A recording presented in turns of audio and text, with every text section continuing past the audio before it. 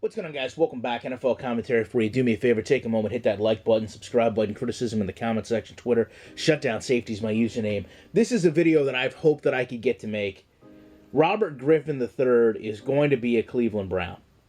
This is maybe the most perfect match of team and player I've seen come along in a very long time.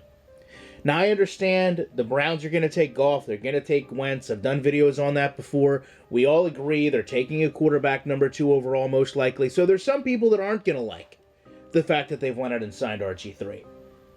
But I actually think the Browns can play their cards right here and really do themselves a favor in the position they've struggled with for so very long. If you have Robert Griffin come in, and to me, he embodies a lot of what the Browns play for. Everybody knows the Browns aren't that good of a team. A lot of people understand, hey, Robert Griffin III isn't that great of a quarterback. In my opinion, a lot of his downfalls are because, Shanahan hurt him. He was hurt, he never healed, Shanahan threw him out to the wolves, and could have ended his career, quite frankly. Now he can go out and play for the love of football, he can play for self-pride, and there's no pressure on him to win in Cleveland, as odd as that may sound. They just want somebody to come in and be competitive. And I believe they have that with RG3. This is a perfect second chance for him to come in and show that he's still capable of playing at a high level, but more importantly, mentor the young players there. And it seems strange to talk about him as a veteran, but mentor the young players because you know what? He's went through a lot in his career. He came in with all the hype right alongside Andrew Luck. He came in with the high-dollar promotions with Subway, and he lost it all. A large part of him losing all was due to injury, but at least from what the public saw, he handled himself with class and dignity and respect. We saw him constantly on the sidelines going over the plays, having the headset on, learning the game of football, understanding that he wasn't going to go right back and get his starting role back from Kirk Cousins. And to me, that's what you want to see out of a quarterback.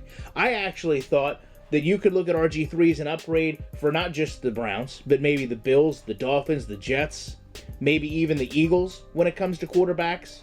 So it's interesting to me that he chose to go to Cleveland. And I like the fact that he's going to go there and get a fresh start. And I think he's going to do a lot of good things for that football team. And hopefully, it has to stop at some point. They can't just continue to roll through quarterbacks for the eternity of everyone's life. It has to stop. This may be the final stop that it reaches. If you can get a former number 1 pick to come in, very fresh from that pick, mind you, he can sit down and go through a season or two and play well, and he can teach the quarterbacks that they're going to draft what he's had the opportunity to learn over the past season. And not only that, show them, listen, I was sat down on the bench. This is what I learned. This is how you can apply what I'm showing you to the game. And when you're ready to come in and start, you can make yourself a better quarterback. These situations, just don't come around all that often where you have a player so talented able to come into a situation like this where there's so little hope. So I would love to know what you guys think about this. I appreciate you checking it out, and I'll be back in the week with more content.